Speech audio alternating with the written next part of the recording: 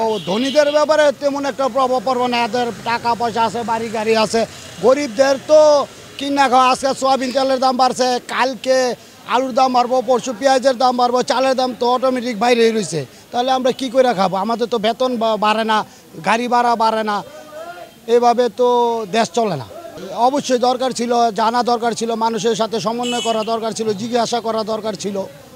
এটা না হলে তো এভাবে দেশ চলে না, জনগণ বাঁচতে পারে না, আমরা গরিবরা বাঁচতে পারবো না। যাদের টাকা আছে তাদের মূল্য বাড়লো কি না সেটা বিবেচনার কিছু না, কিন্তু আমরা যা খেটে খাওয়া মানুষ, দিন আনি দিন খায়, তাদের জন্য এটা বিশাল বড় রকমের একটা প্রভাব পড়ে আমাদের উপরে। কারণ এইখানে 14 টাকা লিটারে বাড়া মানে অনেক কিছু। 14 টাকা লিটার সরকার বাড়ালো, কিন্তু যারা এইখানে বিক্রি করবে বিক্রেতা, তারা এটা আরও বাড়ায় বিক্রি করবে, ফলে আমাদের জনজীবন অতিষ্ঠ পড়বে। এটাই বাস্তব। আমার সরকারের কাছে অনুরোধ থাকবে, বাণিজ্য মন্ত্রী যে কোনো জিনিসের দাম যেটা ভোগ্যপূর্ণ আমরা বুক করব, সেই পণ্যগুলির ব্যাপারে যখন দাম বৃদ্ধি করবে, উনি যেন অন্তত পাবলিকের সাথে, জনগণের সাথে একটু মত বিনিময় করে, তাহলে উনি বুঝতে পারবেন অন্তত যে জনগণ কোন অবস্থায় আছে। নিঃসন্দেহে এটা মানে মানুষের উপর হুট করে একটা বোঝা চাপিয়ে দেওয়া। তো আমি মনে করি যে লিটারে 5 টাকা বাড়লে সেটা হলো সহনশীল, কিন্তু এত টাকা এটা অনেকটাই কঠিন একটা সিদ্ধান্ত। তো আমি যারা দায়িত্বশীল আছেন তাদের সাথে, তাদের বিষয়ে তাদেরকে অনুরোধ করব, তারা যেন এই সিদ্ধান্তটাকে মানে সংশোধন করেন।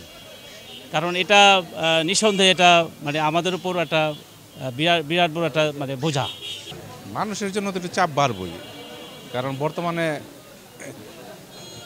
বর্তমানে যে অবস্থা, এই যে মানুষের বেতন তো আর বাড়ে নাই, মানুষ বেতন তো ওইটার ভিতরে রয়েছে, কিন্তু জিনিসের দাম বাড়লে তাই মানুষের তো একটু প্রভাব তো পড়বই।